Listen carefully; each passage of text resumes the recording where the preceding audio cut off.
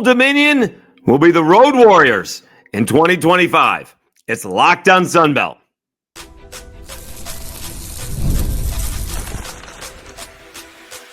You are Locked On Sunbelt, your daily podcast on the Sunbelt Conference, part of the Locked On Podcast Network, your team every day. All right, Dave Schultz, Locked On Sunbelt, your teams every day. The final preview of the 2025 Sunbelt baseball season with Chris Finwood, the head coach of the Old Dominion Monarchs.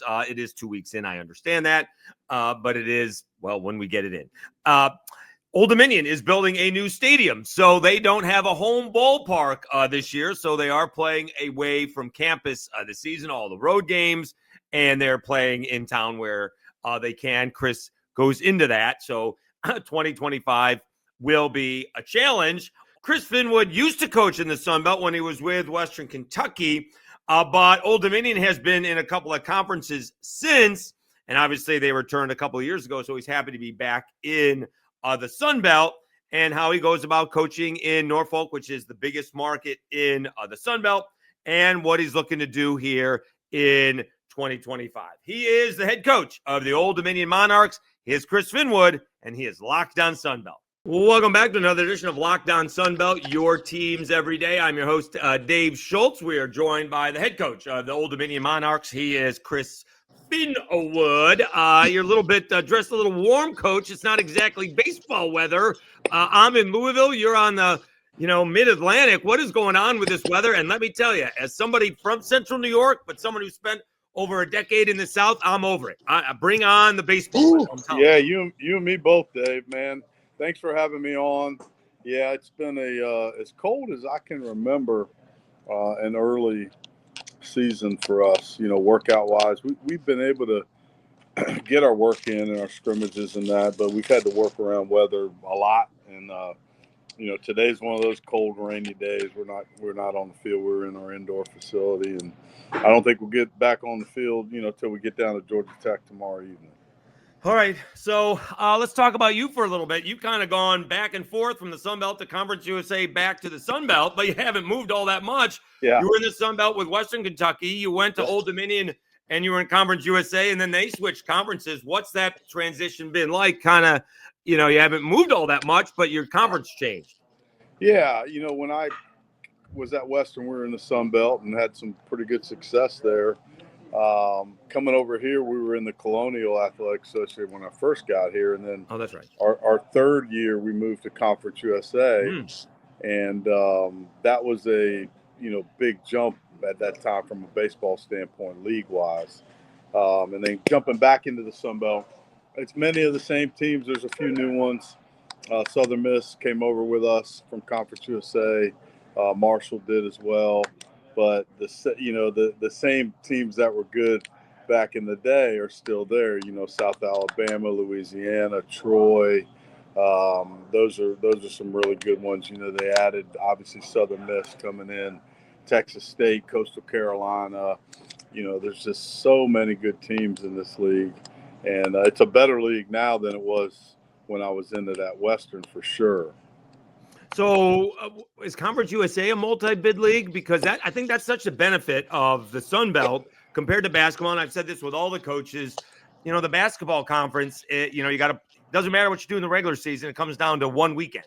And if someone gets banged up in that one weekend, you're done. Whereas, in baseball, you do have that opportunity to have a good season. And, if the pitching doesn't go well that one weekend, you guys can still get an at-large berth. Last year there was 4, and I think the year before there may have been more. Yeah, the Conference USA was a multi-bid league for a number of years there. I think we had the most teams we had was 4, but it would be between 2 and 3 typically. The Sun Belt, has been pretty standard multi-bid league, and that just points to the strength of all the programs top to bottom. And we've our first 2 years in the league, we've just been okay. We haven't done what we'd hoped, and but hopefully you keep moving forward and learn and get back to, being one of the teams that's towards the top of that league. That's a tall order because you got to get in front of some really good teams. And this year we're playing all our games on the road basically because of our new stadium construction, and even our home games aren't at our ballpark. We're playing some of them at the AAA park here, Harbor Park, and we're playing some of them over at War Memorial Stadium over in Hampton, which is an old minor league park that they use for the Coastal Plains League team over there now. So it's a uniquely challenging year to have no home games, and our practice have been a little bit limited just because of the construction of the stadium as well. So we've had to work out through some things. I'm really proud of our guys. Their attitude's been great, and playing all these games on the road is gonna, hopefully it's gonna galvanize us. I mean, it's hard to win on the road, but maybe you get used to it, and by the middle of the season, it's not affecting you much anymore. Well, there's gonna be a lot of male bonding with the ODU Monarchs this year. A lot of male bonding, a lot of study halls on the road. The guys had to take more online classes this spring, so we wouldn't miss as much. And it's just something we had to go through when we found out the construction schedule a couple seasons ago. We realized, there wasn't going to be any way to fit this in between seasons. And rather than play part of a season or whatever, we wanted them to do it right. It's a $25 million new stadium, and so it's going to be very nice, and we're just having to pay the brunt of it this year. So I'm always a hashtag, always a bright side kind of guy. So that's got to be still very exciting. Marshall has forever been looking for their home stadium. You're getting one, and like you said, you got to take it on the chin this year, but you get one next year. The guys in the program, they get to look at that. They don't get to play in it, but they get to see the progress all the time. They got to be very exciting about the future of Old Dominion baseball. Yeah, it is exciting, Dave, and it's something we've been working on ever since I took this job. I mean, I got a framed article on my desk from the day I took it that talks about a new stadium, and it's going to be. I've been 15 years in the making, and certainly the 21 team is probably the team that got us over the hump because we were a 1 seed and couldn't host because of the stadium just wasn't up to par for that, and that kind of was a little bit of a black eye, I think, on the university. And our new president, Brian Hemphill, came in and said, we got to fix this. And so he's really been supportive. And, the fundraising part of it is wrapping up. And, the demo is just about already done. So all the old parts of the stadium are gone. They're at the dump right now. And they're getting, ready to do all the underneath work. And then, the new stuff starts going up, and that's when it starts to, be pretty cool. So, and we're talking to Chris Finwood, the head coach of the Old Dominion Monarchs, Lockdown Sunbelt, your teams every day. So does that make that whole, transfer portal, you're recruiting your own players all the time, does that make that a little bit easier? Because all you say is, look over there. We got that coming.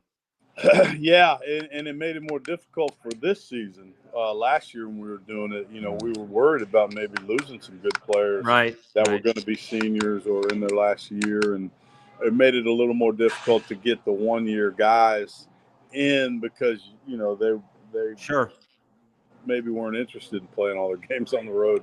But we put together a really cool schedule. Tried to make that part of the allure factor for this year, playing Georgia Tech and Auburn, Mississippi State, and some neat places that normally we play at home early because we can get Northeast teams down here.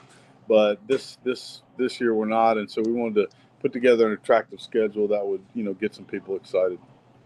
We're talking to Chris Finwood, Locked On Sunbelt, your teams every day. He's the head coach of the Old Dominion Monarchs. All right, so you get the new stadium, but Norfolk is not your atypical, college town, right? We got a lot of typical college towns. Lafayette may not be it, right? Harrisonburg is it. Huntington is it. Hattiesburg is it. Norfolk is not. What's it like being in a major metropolitan town? Doesn't have any. It's got pro teams, AAA teams, but it doesn't have a major league franchise. Although I'm I grew up watching the Tidewater Tides. I know they're the Norfolk Tides now. I grew up watching the Tidewater Tides. They got AAA hockey there, or they used to. So what's it like? What's it like when you have so many people there and you're still trying to have that, rah-rah college attitude? Yeah, I mean, ODU's still, Tidewater's major university, and, you want to watch big-time baseball. We got 1.5 million people within 30 minutes of here. Right. And so you put a nice stadium out there where they're going to want to come. We had good crowds on the nice weather days against good opponents anyway, and I think this will just, make that much more, comfortable and marketable, and people will want to come on out. So there's lots to do in this area, especially in the summer. But we're playing in the spring, and obviously when it's cold out, nobody wants to come watch college baseball. But there's days none of us want to be there too, right? No. Right. But as the weather starts to turn, you get some nice days, and it's going to be a fantastic, beautiful place to watch college baseball. So we're so excited and thankful for that. It's amazing how quickly those pitchers do pitch when it's like 45 degrees. Yeah, that's right. And all of a sudden, those hitters, there's no deep counts. Guys, I swear I told you to take some pitches. We didn't see a 3-2 count all night long. What was going on? Coach, we're up there hacking. I know. We're not going to take any fastballs for sure, right? Yeah, exactly. No doubt. Because following those off, those things actually hurt. Yes. Let's take a timeout. When we come back, we'll continue our conversation with the head coach of Old Dominion, Chris Finwood. We'll talk to him about his philosophy when it comes to scheduling and how to go about doing it, trying to get that at-large berth if you can't get the automatic berth by winning the conference tournament. We'll do that right after I tell you about Prize Picks.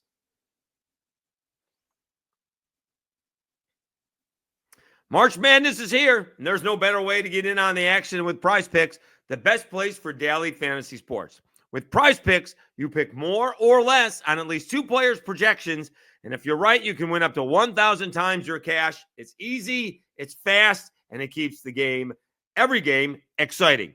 You can build lineups, and this week I'm looking at Jason Tatum for more than 29 points and Zion Williamson for more than 25.5 points. It's quick and easy. I love how I can make my picks in less than 60 seconds and stay engaged all game long.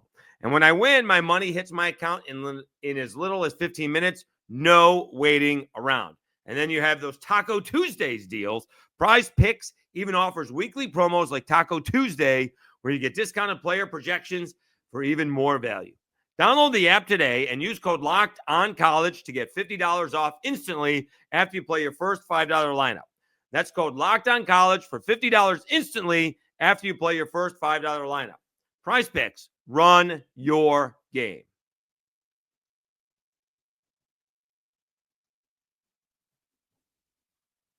All right, let's continue our conversation with the head coach of the Old Dominion Monarchs baseball team, Chris Finwood, talking about his philosophy when it comes to scheduling. We're talking to Chris Finwood, Locked on Sunbelt, your teams every day, head coach of ODU. Okay, what's your philosophy when it does come to scheduling? Obviously, you got a good schedule this year, and the example I would use is Matt Deggs with the Cajuns. He did not have a difficult schedule last year and put himself in a position where he had to win 40 to 45 games to get that at-large berth, which he did. All right. Yep. Won the regular season, so he had a really good year and wasn't really in danger of not, making it if he didn't win the Sun Belt Conference. This year, he's got a very difficult schedule, and so he doesn't, I don't think, he has to win as many games. Obviously, he wants to win as many as he can, but losses to those better teams are not nearly as bad as if you're losing to teams that are, the RPIs are 200 or lower. So what is your philosophy when it comes to scheduling? Because you're telling me you got Auburn and Mississippi State. Those are usually some pretty good RPI teams. You got Charlotte in there and Georgia Tech. Yeah, we always are trying to go after the top 100, guys in RPI, and we try to stay away from, below 150 to 175 if possible. So, we're usually early playing teams like Northeastern, who's every year's a top 100 RPI team. We've got UConn coming down next year, top 50 RPI team, pretty traditionally. So we're going after those better RPIs, and we try to make sure that our conference schedule is going to take care of itself from that standpoint too. And then our midweeks are, University of Virginia, East Carolina. I mean, we're playing some good RPI teams midweek as well. So we have a chance with, if you can win enough of them, the way our schedule is built to have a good RPI. And, we usually are looking for that. So this year, obviously, with all road games, I mean, if you can win enough of them, your RPI would be great because you get more points for road wins than home wins. That's absolutely right. You get a little bit over 500. You are gonna have a good RPI. Yeah. I will give a shout out. That's my guy, Northeastern head coach and Norfolk Tide legend, Mike Lavin. Yeah. He's great. He is great. Love playing those guys. We've had some amazing contests with them through the years. Very competitive. Mike's is a blue blood, man. He's a fantastic baseball guy. There's no, BS with his kids. They play hard. Both teams really compete well, and there's nothing else going on there that makes it anything but enjoyable college baseball. So we try to play them as much as possible. Thing is, he's actually a baseball fan. Yeah. Oh yeah. I know. Yeah. That's the best part. And he's going to love it that I'm talking to you about this. This is going to be cool. Well, good. If he hears it, Mike, keep coming down and playing us, man. There you go. All right. He's Chris Finwood. He's the head coach of ODU. So how do you go about, building a team? Is there something that, is there a specific thing that you're looking for in a player that you like? And, how do you go about using the analytics that everyone is talking about these days? Yeah, I think, we try to make sure we put our eyes on guys no matter what. And not just, the analytics, I think, are just a piece of the puzzle. We try to get as clear a picture on the player ability-wise as we can. And then, you have to really pay attention to the makeup of that kid because every school's got its kind of niche of player. Our player is typically a guy that's, pretty blue-collar guy, maybe has been overlooked a little bit by some of the bigger guys. And, we've been able to get that type of player and play him maybe a little earlier in his career in the past than, maybe if he went to, a Power 4 school or something like that. And he's developed and gotten drafted and got a chance to play. And we've had some success with that. So, the game is ever changing, but we want to get good athletes that, we can help get bigger and stronger and, help them polish up some things. And we're not getting that, ready-made guy right out of high school typically. We've got to put some time and effort into them or junior college. And, we like the kid that's got a little bit of, grit his teeth a little bit. He's got a little toughness to him, maybe a little edge, and he's going to show some people that maybe passed him over. How do you figure that out that they can put on a little bit more weight? 10 to 15 more pounds of muscle. Yeah, is what you're looking for. Yeah, usually that's a great question. It's usually the body type a little bit. Maybe that wiry kind of kid with some wide shoulders and slim hips and high calves, the old guys used to say, right? And that kind of kid looks like he's the capacity to gain some weight. And, we're going to have a freshman first baseman in the lineup a lot this year, and he's exactly that kind of guy. He's 6'4", he's 185 pounds. And by the time he's a junior, he's going to be 220. Right. And he's a fantastic, athletic, explosive kid. He just needs to keep eating. He hasn't put on the freshman 15 yet? What's going on? Yeah. He's putting it on. But, when you're young like that, man, it ain't like us old guys. It's harder to put it on. And so, they got that fast metabolism, so they got to eat a lot. Anybody you need help gaining weight with, I can do that. I'm very good at teaching guys how to gain weight. Taking it off is the hard part. Yeah, me too. I can help them gain the weight. That's easy. We're talking to Chris Finwood, head coach of the Old Dominion Monarchs, Lockdown Sunbelt, your teams every day. All right, so you mentioned competing in the Sunbelt. How do you move up when you got the same teams over and over again? The Cajuns, Troy, Texas State, Southern Miss moving in.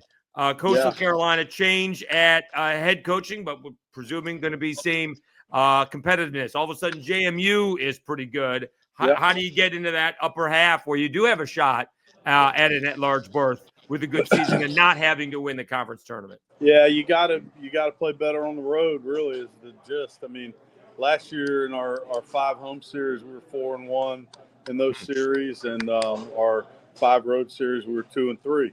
So you turn that around to 3-2. That may even change some things. Right. And the margin is small. Like there's so many games that are won or lost by small margins, and you got to probably get a little luck, and you got to have some guys that have career years and things like that. So the difference between 4th and 9th is usually a couple games. And so it's not easy, and you just got to really play well because nobody gives you anything, and there aren't any gimmies in this league at all.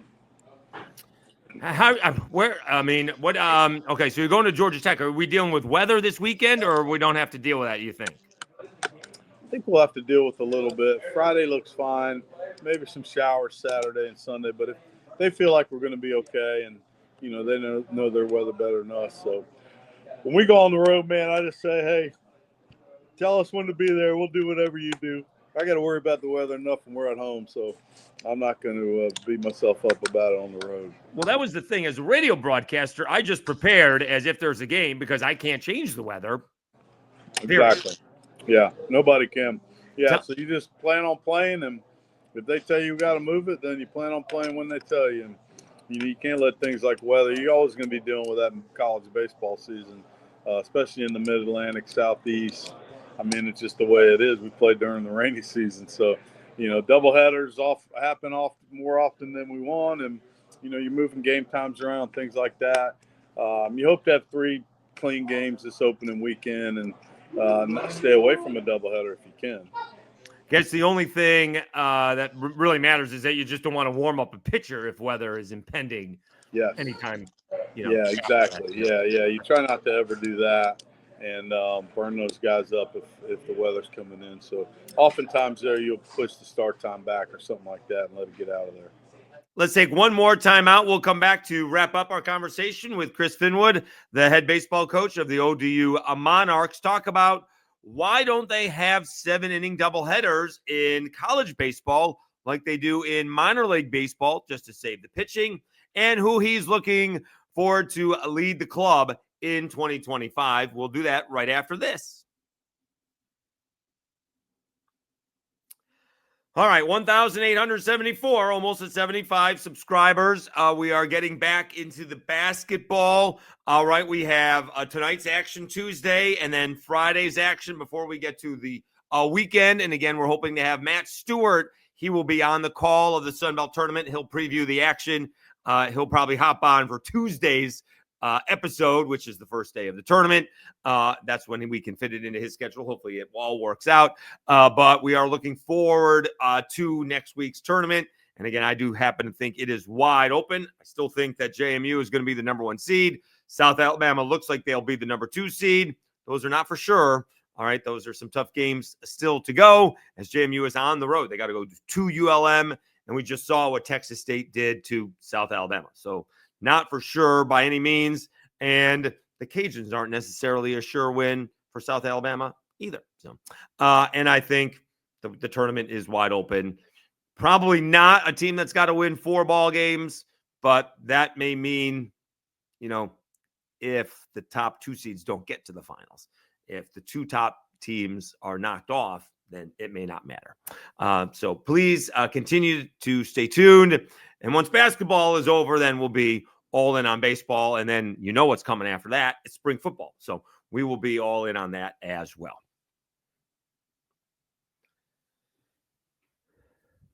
All right, Dave Schultz, Lockdown Sunbelt, your teams every day. Let's wrap up our conversation where the head coach of the Old Dominion Monarchs, Chris Finwood, talks about why not having 7-inning doubleheaders like they do in minor league baseball and who he's looking to lead the way in 2025.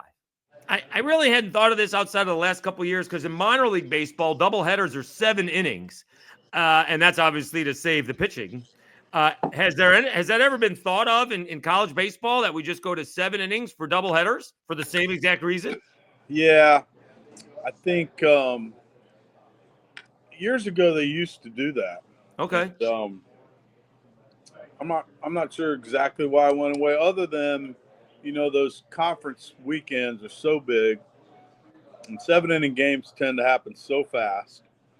It seems weird to say that just over 2 innings, but I guess you just want the best representative of a 30-game conference series and not have the 7-inning games really affect that. Well, I can take a wild stab at places that would not like that. Places like, say, I don't know, a Baton Rouge that really like to come back in the 8th and 9th There inning. you go. And all of a sudden they have a bad 5th inning and we're already in the 7th, and that's an issue.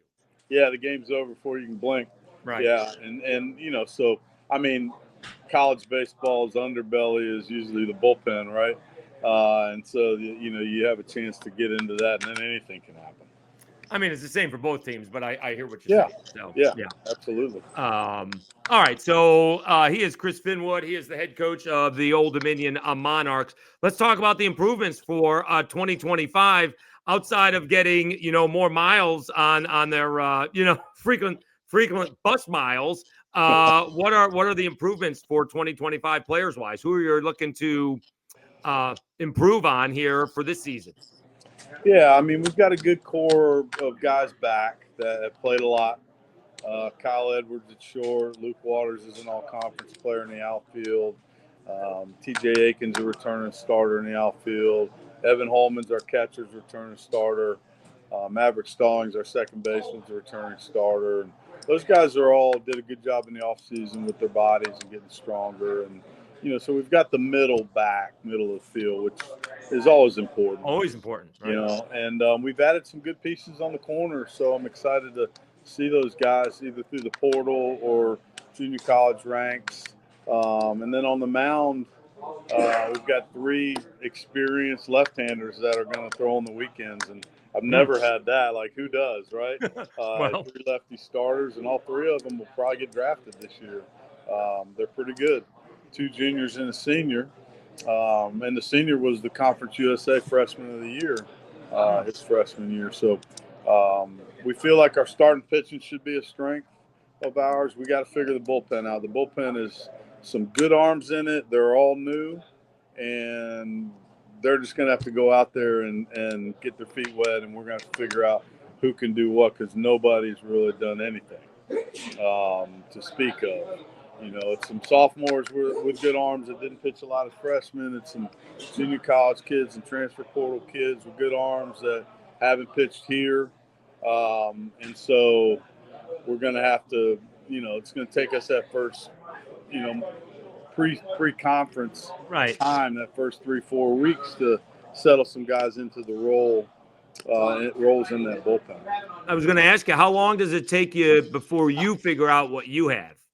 Yeah, I think that's the beauty of that first month of the season is you're able to move things around and figure out what you like. And the past couple of years when we pitched great last year, we were in the top 10 in the country in pitching, and we didn't have a starter throw 5 innings the whole year.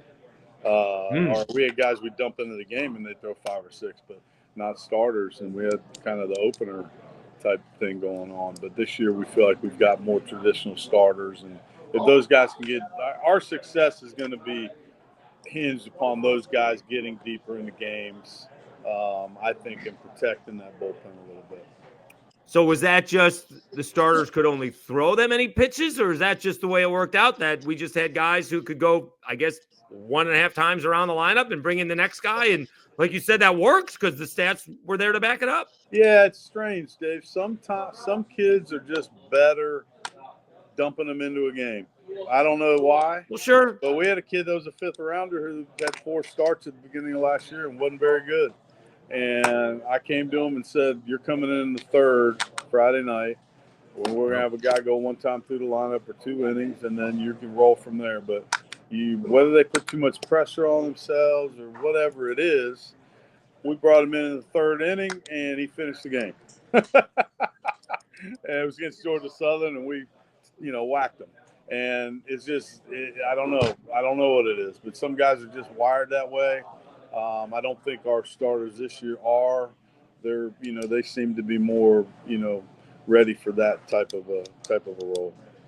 And what do you do with freshmen? You said you had a nice wiry freshman first baseman. How much rope do you give them? How much of an opportunity? How much do they have to prove before they get a shot to play on a regular basis? Well, we're going to probably have 2 freshmen in the opening day lineup on Friday. One at DH and one at first base. So, they've been very successful ever since they got here in practice and scrimmages. They've done very well. Yeah, they're going to be nervous and all that other stuff, just like everybody is, right?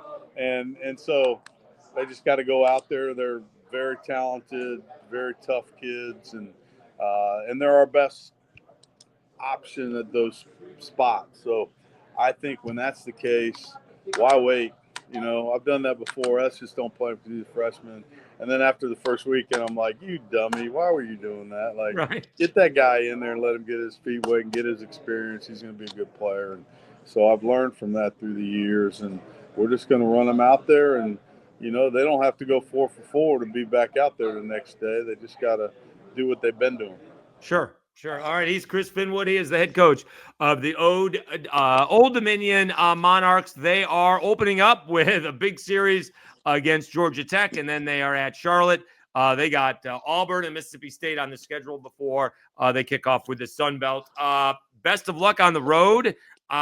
Get, I guess, as many gas station memberships as you can get. I mean, Dunkin' Donuts. I don't know what, coffee that you prefer. Yeah. Stuff like that. We'll be hitting all those and Buc-ee's on the way. So, yeah, the guys, it's a lot of fun road trips with college kids. We try to make it fun for them and enjoyable. And this is a flight down and back to Atlanta, so it'll be a little easier traveling. But it's an exciting time to get rolling on another college baseball season. All right, he's Chris Finwood, Old Dominion Monarchs head baseball coach, Lockdown Sunbelt. Really appreciate your time, Coach. Hope to catch up during the season. Best of luck this year. Thanks so much, Dave. Appreciate it. Thank you, sir. Appreciate it, Coach. Take care, man. All the best. All right, bye.